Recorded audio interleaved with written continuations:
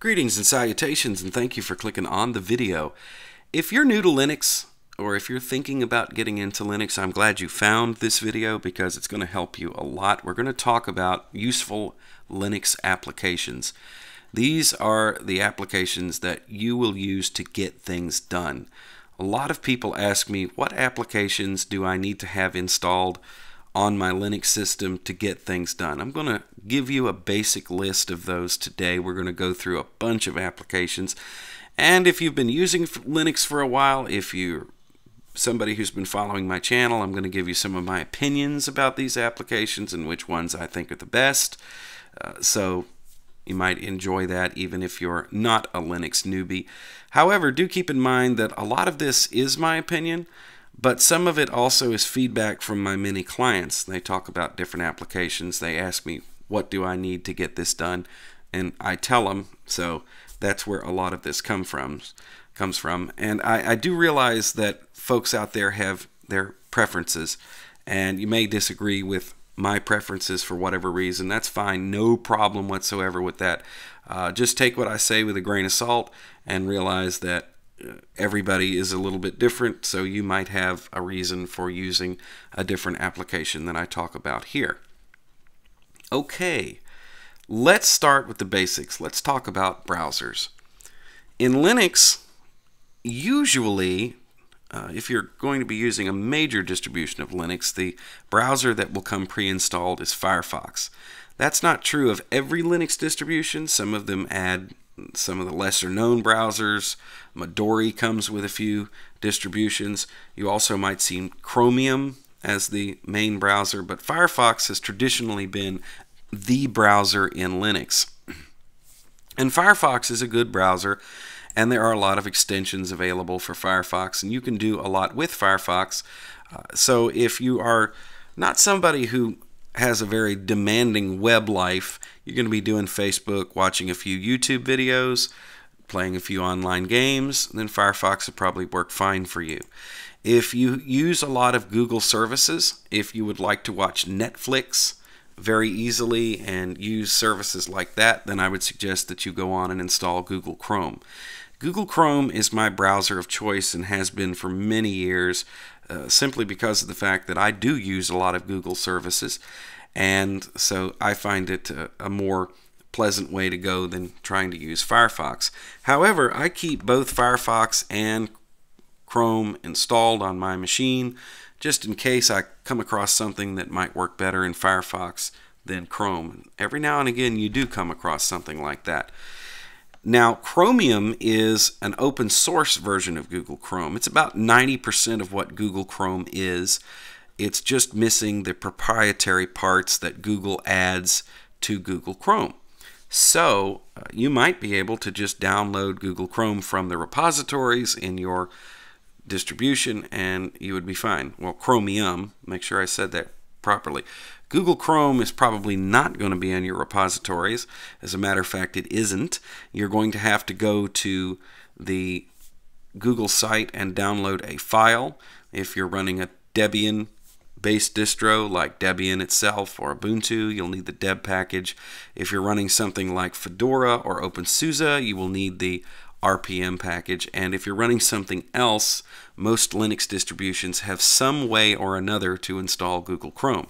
For instance, in Arch, it's in the AUR. So you need to make sure that you have AUR support enabled, and then you can just search that and you can install Google Chrome. But Google Chrome is the browser of choice for me. And I know some folks who really like Vivaldi, which is a newer browser. I haven't really messed with it all that much yet. I'm going to let it develop a little bit longer before I get into it. Next thing to talk about is email clients. A lot of folks don't use email clients these days. They use webmail. They'll just use the web page for whatever mail service they have. But if you have a very demanding email, in other words, you get a lot of email in a day like I do. This is like since this afternoon, all of these YouTube comments, my notifications there. If you have lots of accounts that you have to deal with, I do. If you run your own mail server somewhere, which I do, then a mail client is definitely something you want to look at.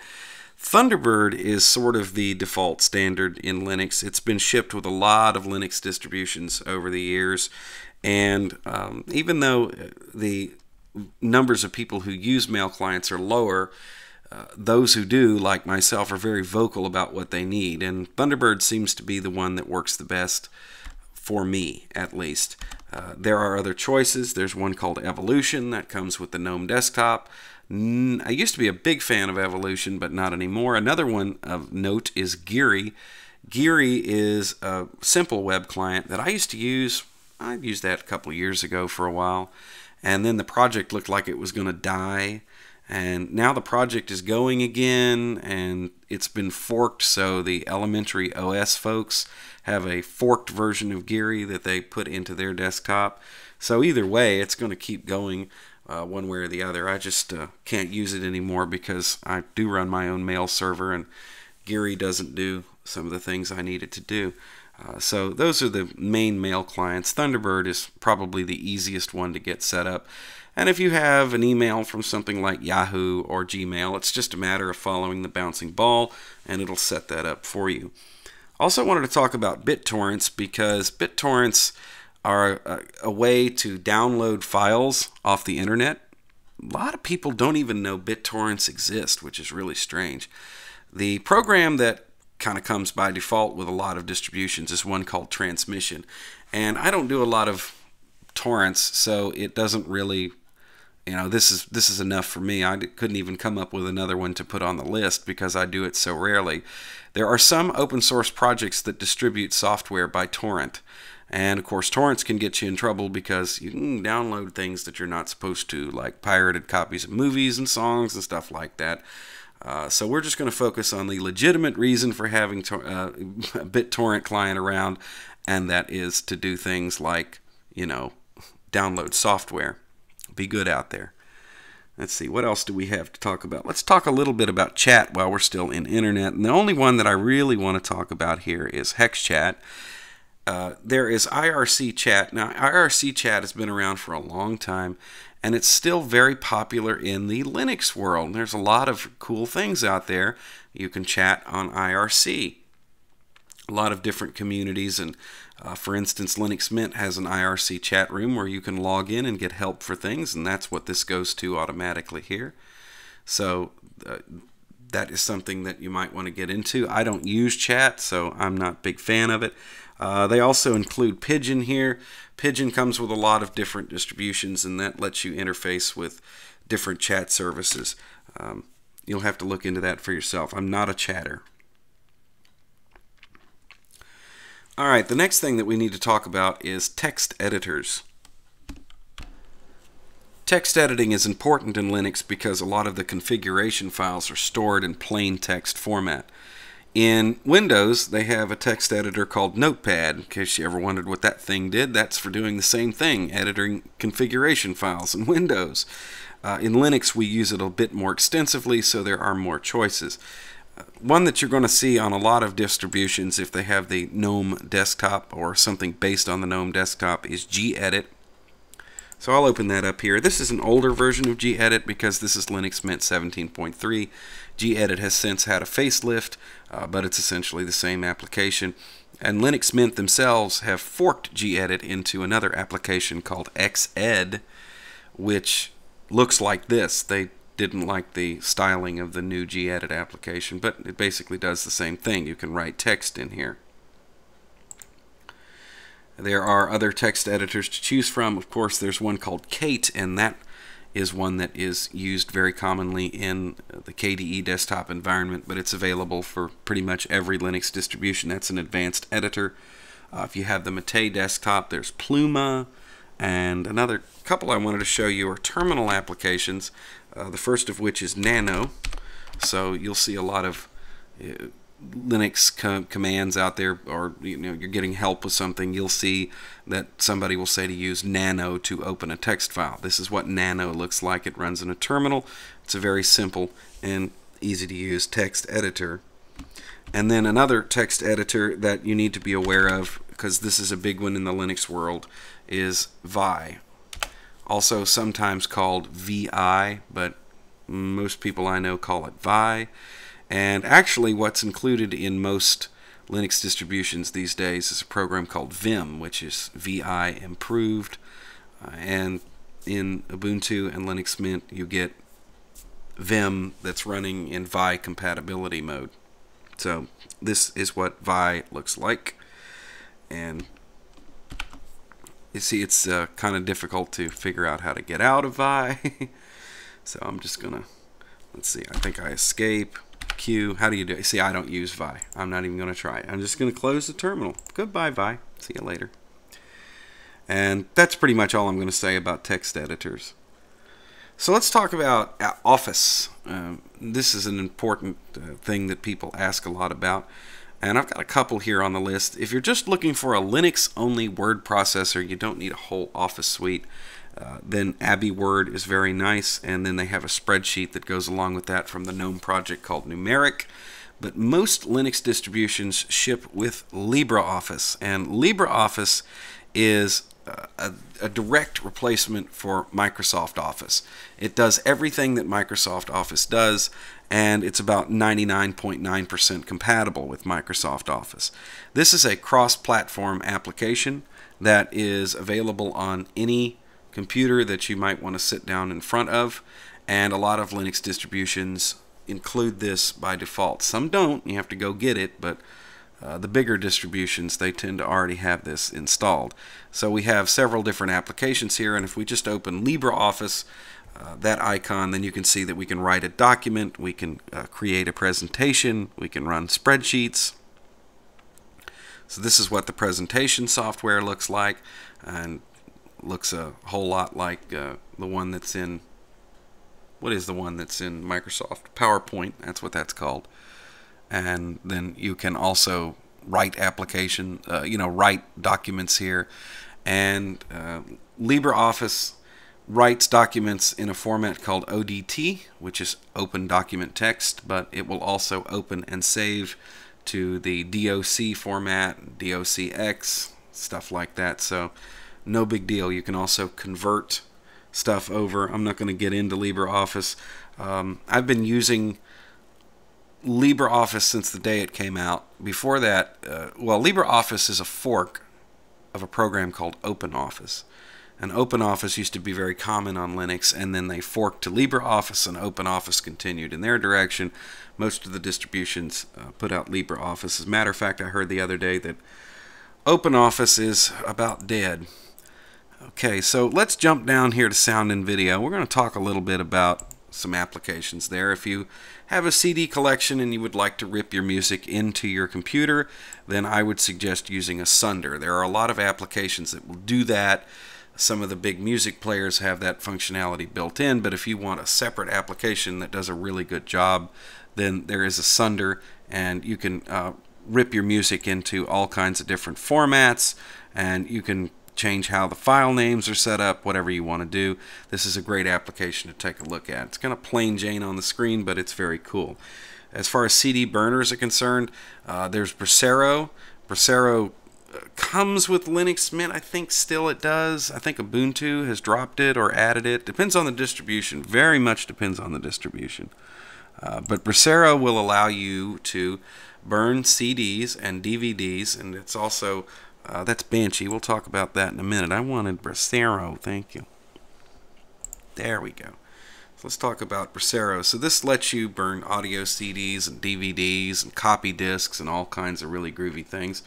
So if you have to come up with some optical media, then there you go. You can do that. I still use optical media. A lot of people do. I also have a very large music collection on CD. Maybe someday I will rip it all in the computer, but I just really don't have 2 or 3 months to set aside to do that job. So let's go over here. Another application that's good for working with disks is K3B. That comes from the KDE desktop, all that whole suite of applications, and that's a good one as well. So let's jump into audio and video and players.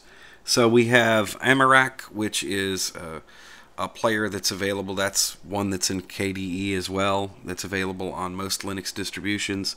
One you'll see a lot of is Rhythmbox. Rhythmbox is actually my current favorite. The current version of Rhythmbox is really cool. And Rhythmbox is for managing your music collection. It also will stream podcasts, and it will stream internet radio. And so will Banshee, and this is what Banshee looks like. Now, I have my Banshee pretty well stripped down here. I don't have a whole lot of, I don't have the browser up here. It doesn't look exactly like this. Banshee is cool because not only does it help you to organize your music, you can create playlists, you can do all that kind of stuff, and I think that Banshee will allow you to rip CDs as well. I know Rhythmbox will. One or the other will. But yeah, there's a lot of functionality here. This will also organize and play videos in your collection as well. It's not a bad video player either. Don't ordinarily use it that way, but there you go. Another program like that we have included is VLC. And VLC comes as the standard player on a lot of distributions these days. So this is what VLC looks like. It's a little bit more basic, but VLC has the advantage of being able to play just about any format in the world. So that's one of the things that makes VLC cool. And there's also a lot of different functionality here. You can use VLC to capture video from a webcam, or all kinds of crazy stuff that you can do with VLC. So it's like the Swiss Army knife of video players. And then you'll find a program called Videos on a lot of desktops. This comes from the Gnome project, and this plays music and video. And if I'm just going to play back a video to check and see if it's okay, then I'll play it in Videos. This is the default that I have. If I click on an audio file, it'll play in Videos. If I click on a video file, it'll play in Videos. Does a pretty decent job of it. And if you have the right stuff installed, you can play DVDs with Videos as well. So it's a pretty cool thing if you want to play DVDs on your system. Another program like that I hear a lot of good things about is Clementine. I don't particularly like it, so I don't install it, but some people really like it. You can look at all of them and see which one you want to use. So let's dive a little deeper here into audio. We've got audio editors out there. There's one called Ardour, which is a multi-track recorder. And then there is Audacity, and Audacity is an editor, and it's a multi-track. You can mix audio, you can do all kinds of things with Audacity. And then there is Ocenaudio, and Ocenaudio is cross-platform. You can get it on any machine that you happen to be sitting in front of, and this is what it looks like. Ocenaudio is available for Linux distributions. It's a download. You can look it up on the web, and you can download a deb package to install it on pretty much any Debian-based distribution out there right now. Plus, you can put it on Mac and Windows and many other forms of Linux as well. So this is Ocenaudio, and yes, this is in the AUR. So you don't have to download anything if you want to install it on Arch. And it's also available on Solus. It's a pretty good little application. This is not a multi-track editor. It's a single, you can have stereo, of course, but it's just a basic audio editor.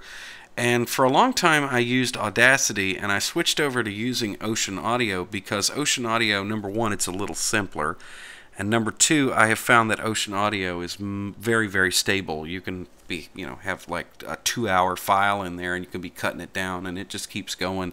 Whereas with Audacity, I've had that crash on me in the middle of doing that. So if you do any audio editing or recording, then I would suggest checking out Ocenaudio for sure. And then we'll talk a little bit about audio and video converters. If you have need to convert different file formats from one to the other, SoundConverter is great. It's in the repositories for most Linux distributions. And then if you're going to be doing that with videos, you want to take videos of one format and convert them into another, then Handbreak is the one you need to look into. Talking about video editors, now to be totally honest, I think that most people will agree that video editing is a weak point with the Linux system. So if you're used to the convenience of a Windows Movie Maker and you think that that was really cool, or if you use iMovie or Final Cut Pro on Mac, you're going to be hard-pressed to find something that's going to be a direct replacement for that. However, Kdenlive is probably, I hate to say this because I know I'm going to get flamed for it, but it really is the most reliable of all the video editors available for Linux right now. There's OpenShot, which is a little bit simpler than Kdenlive, but Kdenlive offers more features, and I've seen some people who like do their vlogs and things where they take drone shots and all kinds of 4K video and cut them up and put them together, and Kdenlive can keep up with it and actually does pretty good. So it's a little tricky to learn, and it can be tricky to install. So depending on what distribution of Linux that you're running, before I would go and find it in the repositories and install it, I would check to see exactly what the procedure was to get the best performance out of Kdenlive. I know that for a fact that getting Kdenlive installed on Linux Mint can be very difficult, especially Linux Mint 17.3. There's a whole list of other packages that you need to have running that don't get automatically installed. But I have it running here on Linux Mint 17.3. This is a slightly older version of Kdenlive because 17.3 is based on Ubuntu 14.04, and once in a great while I'll have to do something with it, and it works pretty well. So there's another one called OpenShot, which I've tried a couple of times. Never too impressed with it myself. Some people really like it for simple video editing. You might want to take a look at that yourself. The next list of applications I have here, or the next group of applications I have on the list, let's put it that way, are applications that have to do with either capturing your screen or capturing your webcam, or both. There's Cheese, which is a very simple webcam application, and you can just take videos of yourself and post them on YouTube or whatever the deal is. Another more advanced application for that is GUVCView, which works with most webcams. And then for screen capture, there's Record My Desktop and Kazam and Simple Screen Recorder. Also, VocoScreen is a screen capture program. There's a bunch of those in Linux. The one that I have found to be absolutely positively the most reliable is Simple Screen Recorder, and that's what I'm using to record this video right now. That one works the best for me. And then there's Open Broadcast software, which lets you capture your desktop and your webcam, and you can do all kinds of really groovy things. You can do webcasts from your computer, and you can bring in different video sources. That software is very complex and takes a little bit of playing with to get set up, and there's a bit of a learning curve there, but if that's something you want to do, you want to make screencasts or capture your desktop or whatever the deal is, you can do that from there. Let's talk a little bit about virtualization. Virtualization, of course, means that you can install other operating systems within your operating system. There is VirtualBox, which is pretty standard in the Linux world. Most everybody who does distribution reviews uses VirtualBox. Then you can also download and install VMware. And there's a later piece of software that's available called Gnome Boxes. And Gnome Boxes is okay. I've played with it. Never really got it to do much, but you can check that one out. VirtualBox, like I said, is pretty much the standard software for doing that sort of thing. And usually when you see me talking about Linux distribution that I have in a virtual machine, then I'm using VirtualBox, and this is what VirtualBox looks like. Getting VirtualBox installed on pretty much any Linux distribution is a bit of a pain, because you have to make sure that you have certain packages installed. You have to have a DKMS package to create kernel modules. You have to have extension packs installed to take full advantage of the system. So if you're going to install VirtualBox for the first time, then I would look online for a guide. I have a beginner's guide to VirtualBox, which is pretty much out of date at this point, but you can either download it from the virtualbox.org website from Oracle, or you can get it in the repositories for most distributions, but it does take a little bit of finagling to get working, and you must include yourself in certain groups in order to have full access to VirtualBox. So definitely read the documentation. This falls into the category of read the manual for sure. And finally, we want to talk about graphics software. Yeah, and we're almost done here. Talk about graphics software.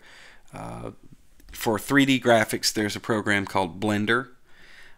Most desktops that are GNOME-based have Eye of Gnome, also known as Image Viewer. That's the default application that you use to look at pictures. So if you just click on a picture, that's the one that's usually set. And then there's GIMP, and GIMP is, I guess you could say that it's Linux's answer to Photoshop. And depending on how into graphic arts you are, you may already know about GIMP, because a lot of people use the GIMP. And this is what it looks like when it loads up. Kind of a strange looking little application, but there you go. That's the GIMP. If you have a lot of photos, then there are photo editors to choose from. Ubuntu comes with a photo editor called Shotwell, which is non-destructive. So if you want to change something, you have to save the file somewhere else. And then there's the one that I really like, which is GThumb. And GThumb is a photo manager and photo editor, and it's really powerful. Now, the interface for GThumb has changed a lot. You will note that this one is an older version if you know your way around. But this is what it looks like. And Linux Mint once again forked this application. They now have a new application that's one of the X apps that looks like this, but it's GThumb. They just don't like the new look of it. So I can't remember what that particular application is called, but it comes pre-installed with Linux Mint, so you don't have to search for it. It's already there. Just look under graphics. Then there is Inkscape. Inkscape is a drawing application. There's also a drawing application included with LibreOffice. Simple Scan software lets you use a scanner to scan in documents and pictures to your computer. It's very easy to use, and it's extremely reliable. And then the last thing I wanted to talk about in this video, as far as the list of applications, was some different utilities that are very useful. Some of them come with the distribution, many of them don't. I'm going to go through, I have all of these installed, so we'll take a quick look at them. And then finally, I'm going to talk about running Windows software on Linux, and I'm going to give you my opinion about that, and then we'll wrap this video up. So the first thing that I want to show you is this particular application here called Archive Manager. And what this does is it allows you to work with compressed files, zip files. So if you're used to using Windows, if you create a zip file, it becomes a directory. Well, it doesn't work that way in Linux, so you have to have an application to work with zip files. And in Linux, we have many other compression formats. Most of the ones that you'll see are tar.gz. This will create those files for you. It'll create tar files and gzip files and zip files and let you work with them. So that's a really good application to know about. And there's another name for that application. It's also called File Roller. So it pretty much comes with every distribution of Linux. KDE has their own archive manager. I don't remember what it is off the top of my head. The next one we want to talk about is BleachBit. I'm going to do a search for that because I don't know where they have got it in here, but there you go. BleachBit looks like this. And BleachBit will let you clear out all kinds of garbage off your system, empties the trash, clears your browser cache, that sort of thing. BleachBit is a very powerful application, and before you go clicking around with it, I suggest you read the documentation. But it can help you to keep your system all neat and clean if you worry about your caches filling up and things like that. You can do that as well. Of course, that's not so much of a big deal on Linux as it was on Windows. On Windows, CCleaner was an absolute necessity because it would clear out a lot of garbage and make the system go faster. Linux doesn't necessarily slow down when its caches get full, but you may want to check that out anyway. A very important application to have on your Linux system is one called Disks. And Disks is a really, if you're going to be working with USB sticks, lots of hard drives, SD cards, whatever media you have, you can manage it with disks. You can also use it to check the health of your hard drives and benchmark your hard drives, format drives, all kinds of stuff you can do with disks. And I have a whole video up about what disks does and how to use it. Finally, we want to talk about the document viewer, which is an application that will let you look at things like PDFs mainly. So this, if you download a PDF off the internet, you open it in document viewer and you can view it and work with it here. And then the last one that I want to talk about is GRSync. GRSync is a Linux only application. Pretty much all those ones on the bottom of the list there are all Linux applications and are not cross-platform. But it is definitely one that you want to have around. So where did they hide GRSync? I want to know where it is. Hold on a second. I'm going to find it. It's in here somewhere. There it is. GRSync is an application that lets you move huge gobs of data around on your system or across a network that's enabled with SSH. If you have SSH enabled, then you can use this to go through the network, and you can use this to back things up, synchronize data between different machines, all kinds of uses for GRSync. I have a video up about using this as well. It's a very important application, and it's basically a front end for the rsync command, which will do that stuff from the command line. So there's my list of the basic applications that you can use to get things done. There are way more here, of course, and I encourage you to do your own research, but that will get you started for sure. And I want to talk a little bit about Wine, because you hear a lot about Wine, and people say, well, you know, you can run your Windows software by running Wine. And when I first switched over full-time to Linux, I did use Wine. I had some Windows software that I couldn't quite let go of, I mean, Adobe Audition and a couple of other things, and I ran them in Wine, and it didn't work very well at all.